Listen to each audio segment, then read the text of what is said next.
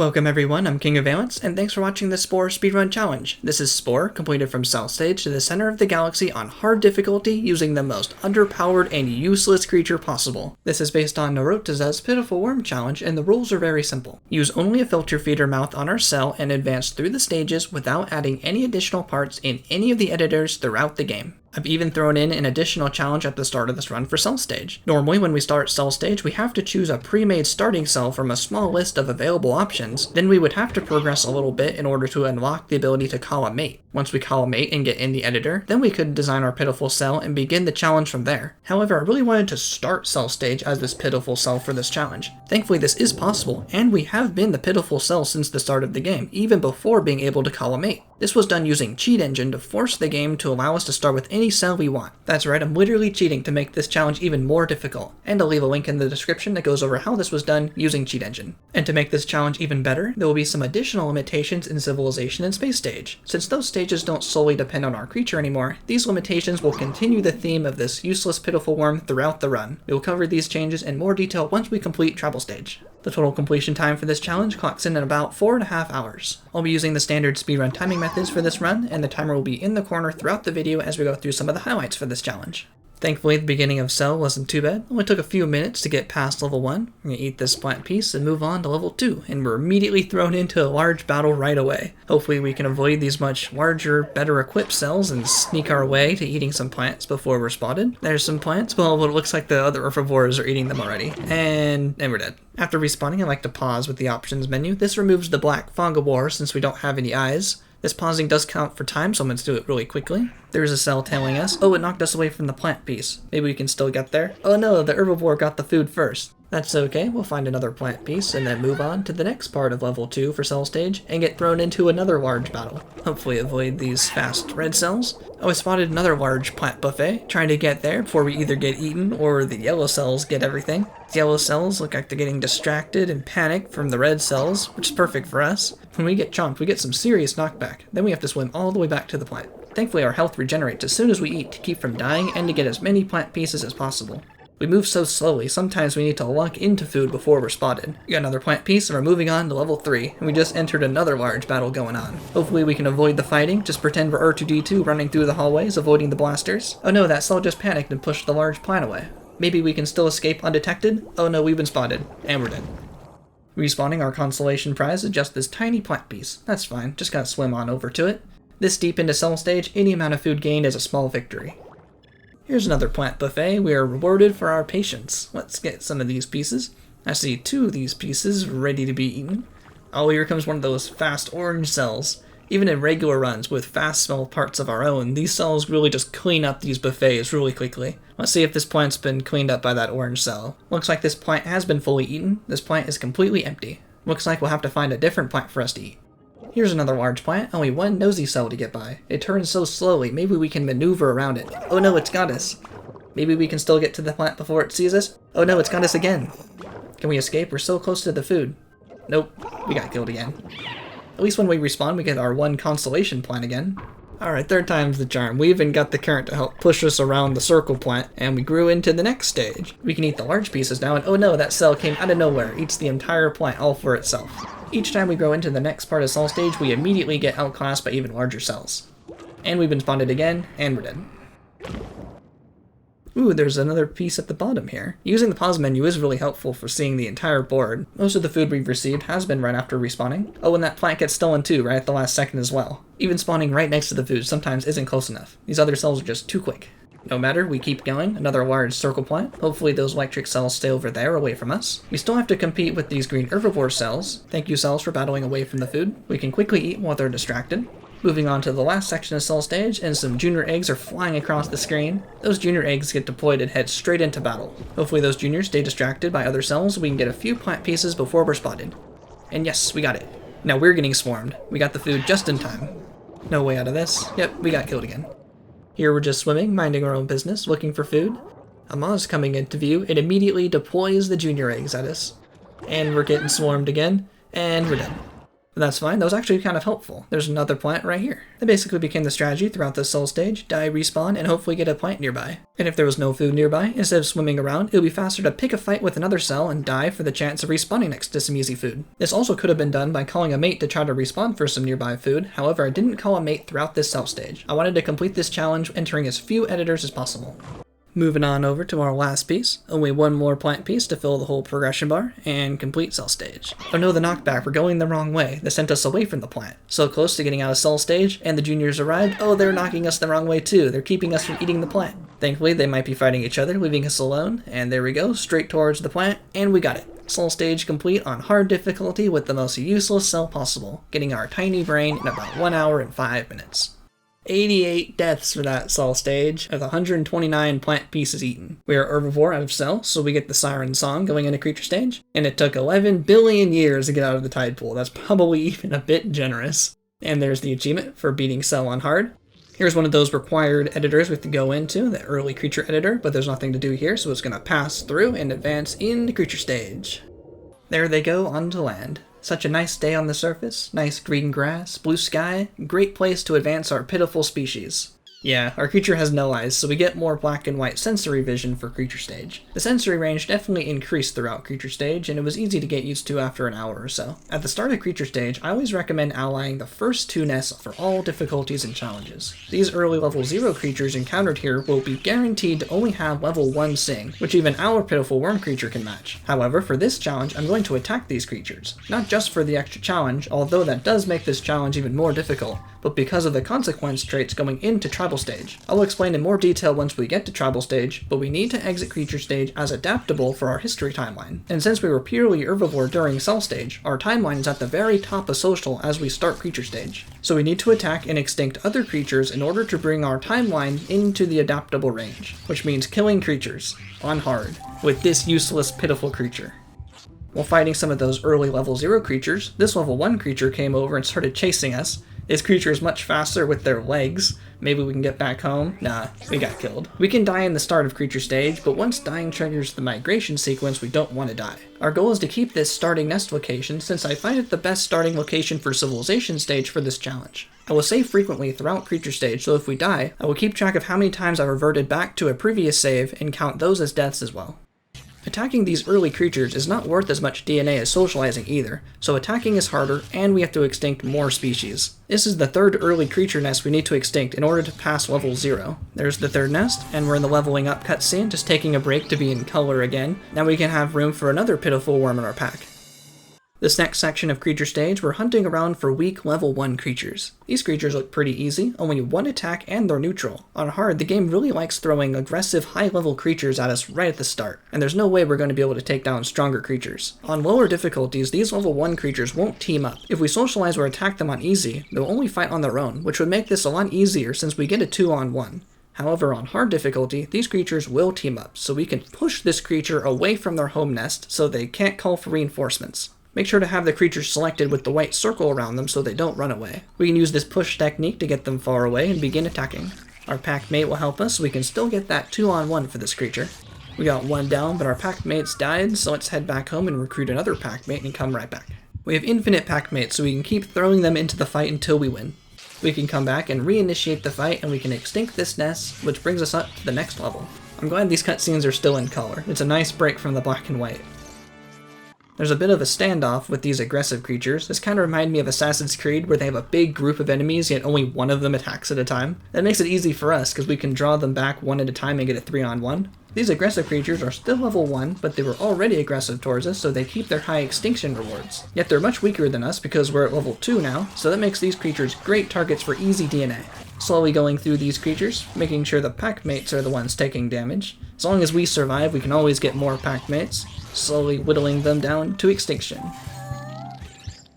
Next we found some neutral level 2 creatures. They should easily let us pass, except I spotted an egg in their nest, which I wanted. Eating eggs counts for 25 DNA points, which is a substantial jump for the progress bar. It would have been possible to complete all of creature stage exclusively on grinding eggs, but I figured that would have been a bit boring. As long as we had enough kills to bring us into adaptable by the end of creature stage, a mostly egg creature stage would have worked. But I didn't go looking for eggs in this run. I only ate eggs if they came by naturally. But these guys don't mind if we eat their egg, right? We can just keep walking. Oh, this guy didn't appreciate eating their egg. They want to fight. That's fine, we can take them. Their attack stats aren't very high either. Same strategy, take down as many as we can on the first volley of pack mates, and then when it looks like we're getting weak, retreat back home and come back with another set of pack mates.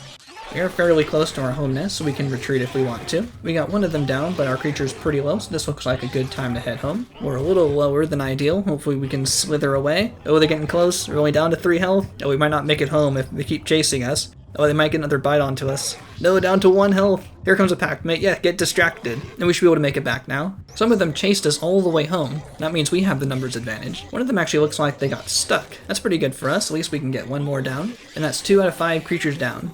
Then we'll fill the pack back up for another go at their nest. Trying to get this one, but it also ran away.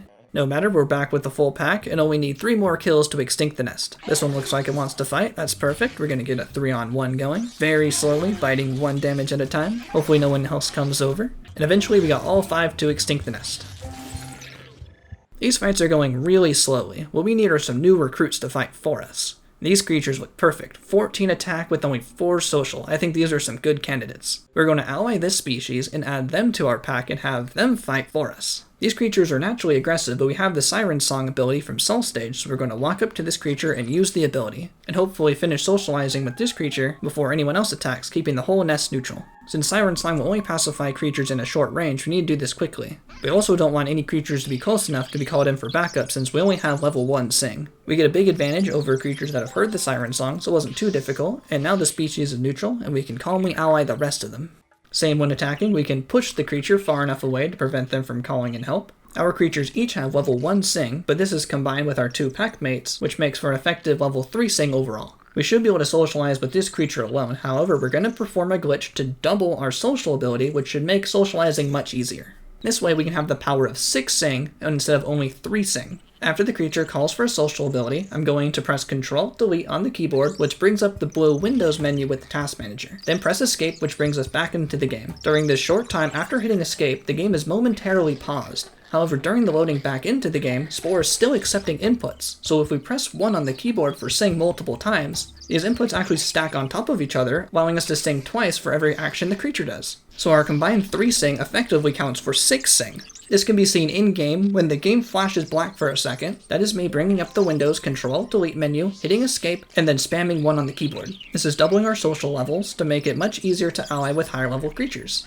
This would have made a completely social creature stage as the Pitiful Worm much easier, but an aggressive creature stage Pitiful Worm challenge is definitely more interesting. We've allied with this nest, and now we can add these creatures to our pack. We can use the Siren Song again to make winning the socialization easier. And when adding the pack, they won't ask for backup. Adding pack mates is always done 1 at a time. Using the same technique to add creatures to our pack, press Ctrl-Delete to bring up the blue Windows menu, then press Escape to bring up Spore and quickly spam 1 on the keyboard for Sing while Spore is still loading back up, and this will give us Sing twice. We only have Sing on our creature, but this will work for any social ability a creature might have.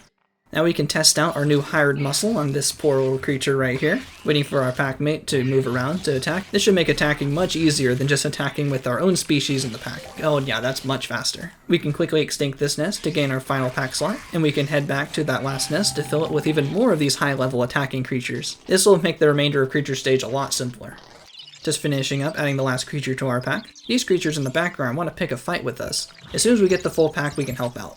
Once we have the final pack mate, we have to go over to actually attack for the rest of the pack to join in, but our creature is making pretty quick work of that other aggressive creature, and that was a pretty high level creature taken down really easily. We have attacked more creatures than we've allied so far in creature stage, so our timeline should be looking good, but we did ally the species in our pack, so we're going to continue attacking to make sure we are comfortably in the adaptable range.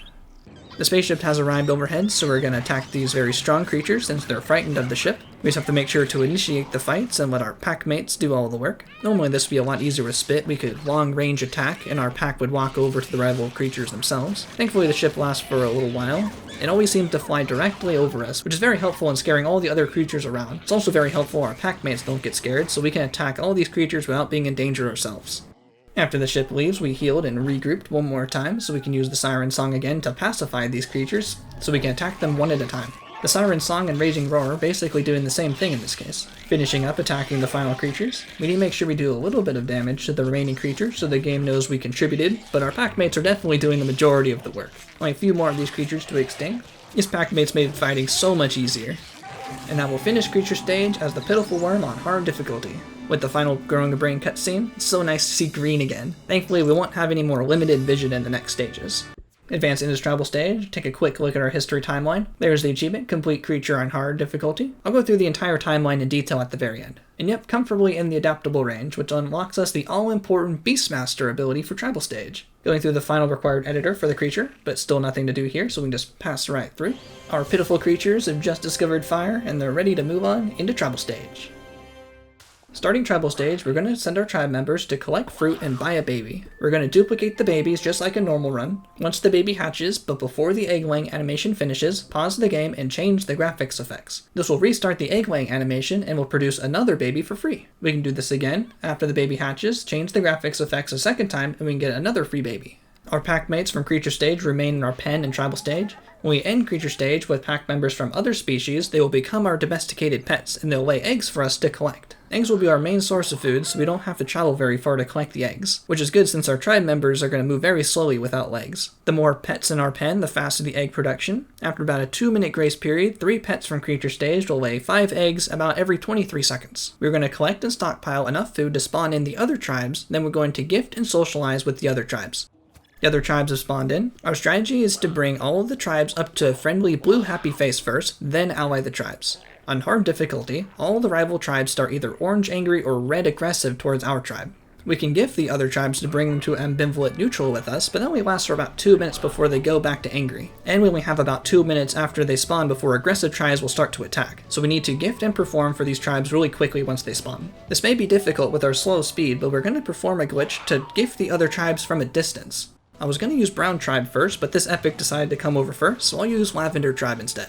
To gift remotely, we are going to first send everyone to perform at Lavender just like normal. Once our tribe members are heading towards Lavender, we can send a tribe member individually to gift the other tribes. So Pink is aggressive, Cyan is angry. Send one of our tribe members to each of the rival tribes while they're still on their way to perform. And Brown became angry again, so we'll gift them too. This is why a stockpile of food was important. Here's a clear example. Here's a tribe member coming. He's on his way to perform, yet he's carrying a gift too. Double checking all the tribes on the minimap, they're all still angry, but when this tribe member arrives to perform, they want to put down their gift basket to get ready to play. But in doing so, actually gifts the other tribe anyway. And here's the last tribe members, gifting Pink, and all 3 tribes are neutral towards us, and we didn't even have to go over there. Gifting the other tribes will keep them neutral towards us for about 2 minutes. Gifting in this way does confuse the tribe members a little bit, and this does make them want to return home after placing the gift, but that's fine, we have enough band members to bring Lavender up to Blue Friendly. Now we're on to Brown Village to perform for them as well. Once a tribe is friendly, they will stay friendly, which takes a lot of the time pressure off of us. And this remote gifting makes tribal stage a lot less stressful. I'm so thankful for all these glitches and strategies found for tribal stage. This really makes tribal stage a lot easier to manage. Next performance, Brown is friendly. Moving to Pink, who are angry again, that's fine, we'll just gift them again. We always have one tribe member constantly gathering eggs for us, so food isn't a worry. Also defending the tribe from wild animals. After performing for Pink, bringing them also up to Blue Friendly, I'll let my tribe members gather for a second, let them eat, and then we're going to move on over to Cyan Tribe. Gift them again and perform just like before. Now all tribes are friendly and we don't have to worry about any tribe attacking. That was a lot of moving on the fly, so let's come back home to regroup and assess what to do next. Double checking and showing each tribe is friendly on the minimap. Next, we're going to ally Brown. They're the easiest to ally. To ally the other tribes, we're going to need more band members. Once we ally Brown, this will unlock another instrument and 3 more slots for tribe members. We can buy and clone the next 2 babies just as before, wait until the baby hatches, then change the graphics effects before the animation finishes. Buy the other instrument, wait for the babies to grow up, and add them to our traveling band. Now here is where our efforts in creature stage are really going to pay off. On hard difficulty, the game must really expect us to put on tribal equipment. The tribal equipment is in the tribal editor, which can give our tribe members additional hunting, fighting, and social skills. However, for the Pitiful Worm challenge, we cannot put on any parts from editors on our creature, including the tribal outfitter. Without the boost to our tribe members' social performance skills from the tribal outfitter, we cannot ally the remaining tribes. Adding tribal gear with only level 1 out of 5 social bonus would have been enough to fill the bar, but without this equipment, this challenge appeared impossible. However, being adaptable out of creature stage gives our chieftain the Beastmaster ability, which allows our chieftain to recruit nearby animals and help them perform with us. Just past Cyan are some creatures, and we're going to send our chieftain over there. These creatures will now help us perform, which is just the extra push we needed to ally the remaining tribes. Tell the band to start performing, and they'll walk over to the tribe. In a practice run for this challenge, I had already completed Cell Stage and Creature Stage completely social, not realizing it was impossible to complete Tribal Stage on hard without social gear. Unfortunately, I had to restart and do Cell Stage and Creature Stage all over again, but this time do Creature Stage as adaptable. Now we can ally Cyan and the remaining tribes, and we're going to use another glitch when we ally Cyan to prevent us from unlocking any more instruments. Normally, like we saw with Brown Village, when we allied with Brown, we unlock whatever equipment they have. However, this glitch allows us to ally with Cyan without unlocking any more instruments. This is called progression canceling, and will be very useful for allying the following tribes since they will not request any instruments we don't have access to. When the performance progression bar fills, we're going to save using Ctrl+S on the keyboard. For the first second of the save, the game will still allow inputs, so we're going to right-click on the ground to move our tribe members away to complete the performance and ally the tribe.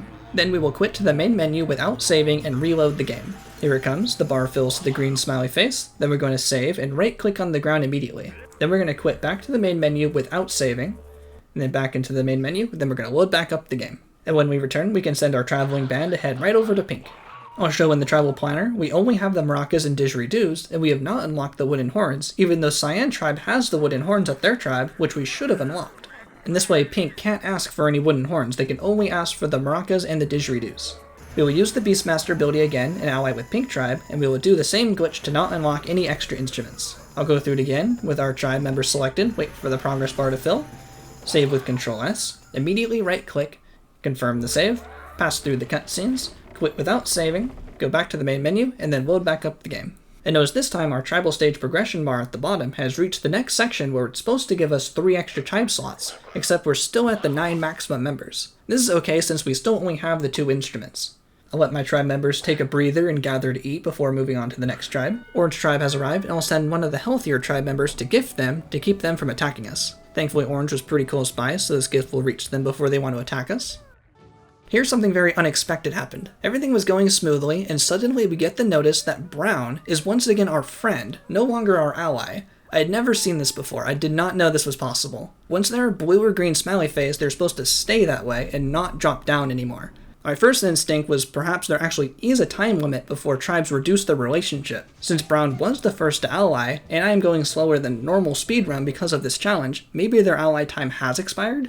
Now I was worried the other tribes might reduce their relationships too. But then I checked my home tribe, and Brown is actually attacking one of my domesticated pets. I make sure to get my tribe member out of the way. I'm not sure who started attacking, and if my tribe member retaliated against Brown for attacking my pets, but this must have lowered the relationship. This was a good sign that there isn't a time limit. At least I know this is an isolated incident and I don't need to worry about the other tribes. But them attacking each other and the pets was very interesting. But anyway, more importantly, we need to perform for Orange. We can decide what to do with Brown in a minute. Just when I thought tribal stage was under control, it throws some curveballs at us. But we got Orange to friendly, so there's no more time pressure anymore. Now let's go back to Brown. Since I'd not seen this before, I really wanted to see what happens if we re-ally with them. And I'll just accept the consequences no matter what, even if it ruins the run. There is something to know about the progression canceling glitch, the glitch where we're preventing all the unlocking instruments, that's important to explain first. If we do use the progression canceling, then afterwards we ally a tribe without using the glitch. Tribal stage actually knows our true progress and brings our progress back to where it's supposed to be, including all the unlocks and tribe member limits. So I figured this is probably what's going to happen when we re-ally Brown. And when we re-ally Brown, the cutscene plays and we're back to where we're supposed to be with the 12 tribe member limit and all the instruments are unlocked. This is fine, this is what I was expecting, I'm just happy the game didn't crash. I was kind of hoping this would give us free distance on the progression bar, but we're still 3 out of 5, so nothing really changed. And this means we won't need to use the Beastmaster ability since we have the full tribe now. But that was definitely interesting, I'm happy I got to share this experience for this video. Now we can fill our tribe with all 12 tribe members, add some wooden horns, and we're off to ally Lavender. On the way, the Epic is still there. The Epic just picked up one of my band members. While the Epic is distracted, hopefully the 11 tribe members that made it to Lavender is enough to ally them without any tribal equipment because the show must go on. The Epic just throws the tribe member. Oh, he's got 50 health. Oh, he's fine. The ally works and we can just let the performance end and the cutscenes play like normal since we don't have anything to prevent from unlocking anymore. We can let our starving members take a breather and gather real quick before heading on to Orange. Orange was actually gifting us just then our home, so we can try to keep that Orange member there in place, and have everyone play for just that one recipient. All we have to do is return home, but this epic has other plans. No, don't attack the epic. Run away. Go this way. Towards Brown. Brown, we need your help. We're still allies, right? Help me take this epic down. That's okay, we lost 3 more characters, but that's fine. We can just get those back for the price of 1. In my practice runs, I was still expecting to only have 9 tribe members and 2 instruments, since I was expecting to continue the progression canceling throughout tribal stage. Orange is the large 12-member tribe, so they have the highest performance requirements, so I want as few audience members as possible to make sure the ally still goes through.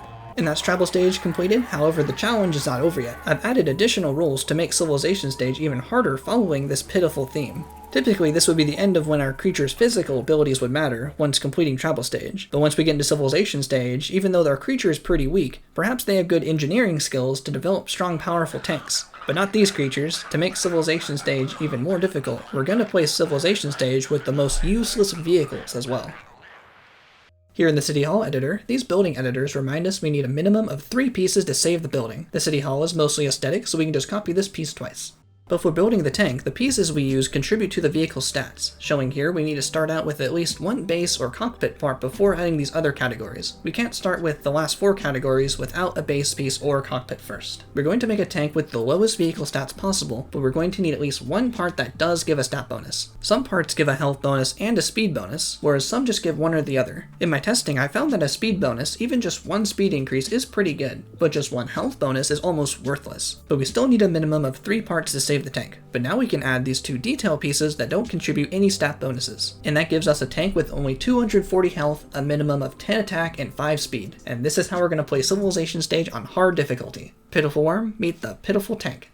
At the start of Civilization stage, we'll send a tank to capture a Spice Geyser. Look how slow the tank moves, that's 5 vehicle speed. How are we going to capture cities with this thing? Checking out our competition, there will always be 3 other rival cities on our home continent. Looks like these 2 close cities and 1 further away. These 2 close ones should be small cities, and the city that's further away should be the large city. And the large city being landlocked is actually really good for us, so I'm feeling really good about this start. In hard difficulty, Civilization stage will wait for us to make 1 free move. We can either capture a geyser, destroy a tribe, or place a building. I sent the tank to capture the far geyser since the game will wait for us, then we can hopefully get this closer geyser before another nation arrives. Next we can make a boat. We'll build the boat in the same way as the tank with 1 health piece and 2 detail pieces for our pitiful boat. This boat only gets 320 health, 15 attack, and 5 speed. Send 1 boat to get that close water geyser. Other cities are starting to spawn, and it looks like Crimson on our home continent is going to beat us to that geyser. I'll wait for them to claim it and then we'll take the geyser from them. These small cities always start out friendly towards us, so taking this geyser will be fine. They shouldn't get mad and they don't attack anyway. 3 nearby geysers is pretty good, which is why I wanted to stay in this location during creature stage. Sell our first tank since we need as much money as possible to start placing buildings. And once we get a full city, we're going to stockpile money and play passively until a good time to make a move arrives. Until then, we're going to hold back and watch the AI play for a little bit. For our city, we're going to make pitiful buildings as well, complete with a pitiful house, entertainment, and factory. Interestingly, these building designs can have a real impact on the game, so they're not completely aesthetic. I've seen it a few times where if the building can overlap, a military vehicle attacks 1 building, it can actually damage 2 buildings if they extend into each other. So we do get to avoid this happening with these really small buildings at least. Waiting a bit to complete our city, now we can start making some money. Yellow Nation, which owns the large city on our home continent, is starting to take over the small cities as expected. Red Nation on the other continent is on the board with 2 cities. Yellow Nation will pretty much face no resistance on our continent for now, so we're going to make friends with Yellow. We can give them compliments and money before they capture their first city.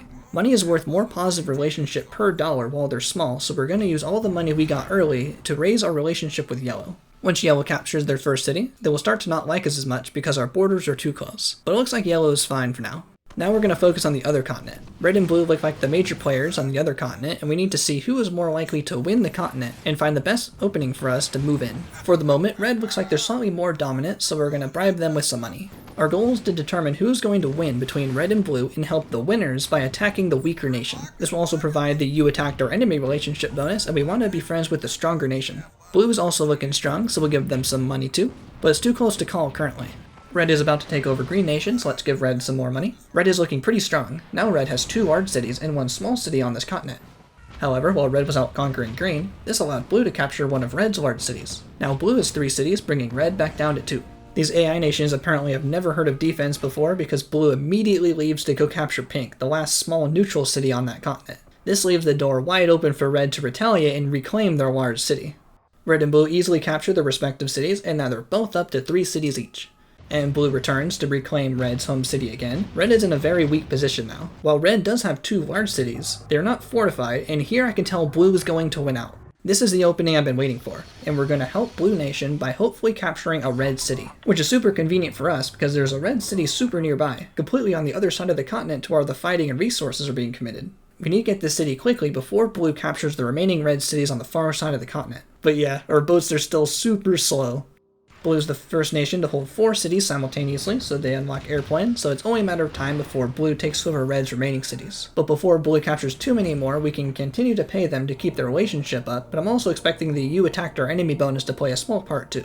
With the minimum attack on our boats, it really takes a long time, but it looks like we're going to capture this red city before blue captures the red city. Winning this race is really important. I don't want to compete for this city with blue. If I had waited too long to attack, blue might have captured the whole continent before we had this chance. We'll stay religious throughout this run, and unlike the AI, we will hold this position for a few seconds to defend it from the remaining reds still here, and now we can deal with the Yellow Nation once blue successfully moves red from the board. Yellow Nation's just been sitting here, and they have a huge tank army just sitting there. So we can ask blue to attack this city and hopefully remove some of these tanks and provide a distraction while we use our boats to capture yellow's coastal city. Blue and yellow are now at war, and we're going to use this to our advantage as most of yellow's resources are being allocated to defend against the blue army we just sent yellow's way. Now we can move up and start taking this coastal city. Yellow is neutral towards us, and it looks like our religious attacks aren't doing enough negative relationship to cause yellow to be angry with us, which works out for us since we don't have to worry about defending against yellow while we wait for blue to start attacking. Keeping an eye on the relationship, and yep, we're still in the neutral range, but once we capture the city, yellow is now at war with us. We can sell all the boats because it's a ground game now. We're going to send as many tanks as possible to yellow's other small city. Blue very slowly attacked and whittled down yellow's defenses, so money well spent there.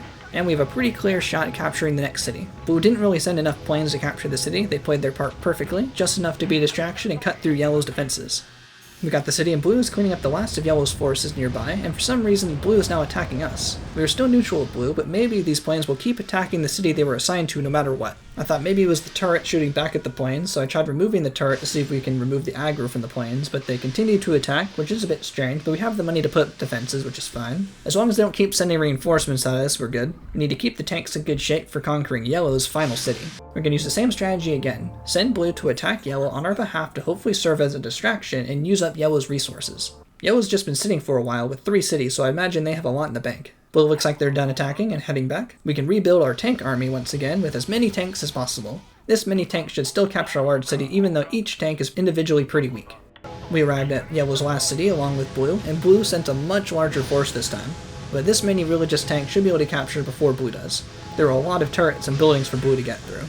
We're going to stay religious, and oh, they're attacking us again. Blue is still neutral, so we might just need to fend off those planes just like before. Oh, and they're destroying one of the buildings. Thankfully, we have a lot of money, so we're going to place some turrets. In my practice runs for Civilization stage, I was still expecting to be fully social out of Creature stage, so I was supposed to have the Diplo Dervish power in the second slot, which temporarily makes enemies friendly. But since we were adaptable on Creature stage, instead we have the Bribe Bomb in the second spot, which I was not planning to use, but may come in handy here.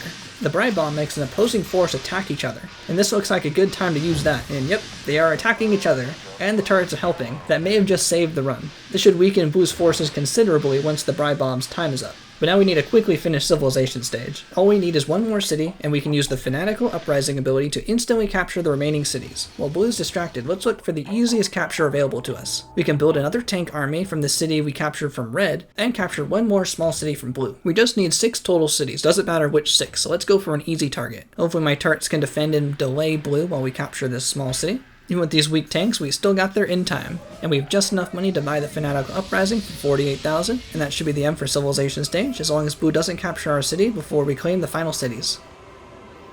These 2 large cities are instantly captured, and their Civilization stage completed in about 30 minutes. And for using pitiful boats and tanks, that's pretty fast, and there's our Civilization stage achievement on hard. But before we go into space, I'm going to take this opportunity to place all the buildings and turrets I can. We're going to use our Civilization stage money to place buildings so we can sell them later in space stage for our one and only upgrade we're going to need to reach the center of the galaxy.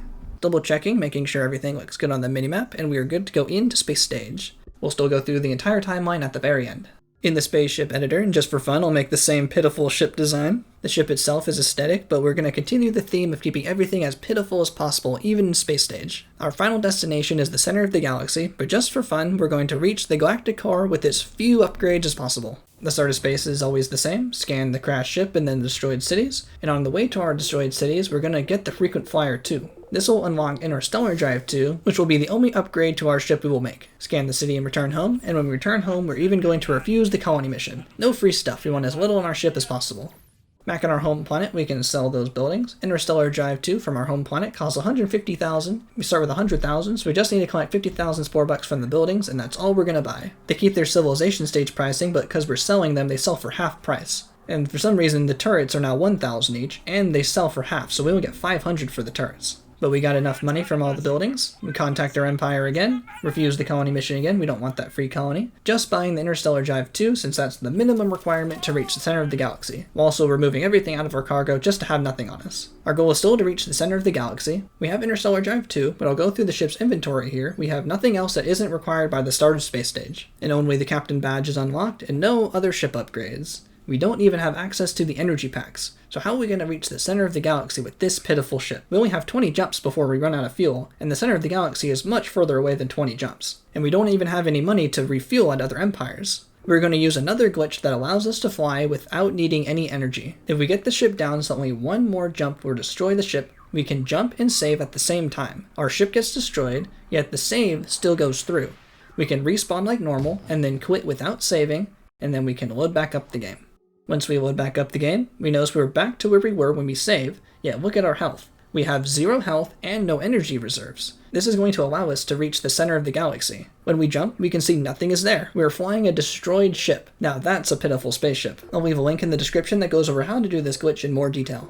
We are reaching Grax territory, past the cutscene saying we're in enemy territory, but the Grax can't see us like this, so it's just smooth sailing towards the center of the galaxy. And there it is, the Galactic Core, almost there, all the way from cell stage, starting the game as the most useless cell, fought our way through creature stage as the most underpowered creature, performed our way through tribal stage without equipment, conquered the planet with the worst designed vehicles, and reached the center of the galaxy flying a destroyed ship on hard difficulty in just about 4.5 hours. This was an absolutely incredible run, and I had loads of fun routing and strategizing and thinking of ways to make the experience even more difficult than it needed to be.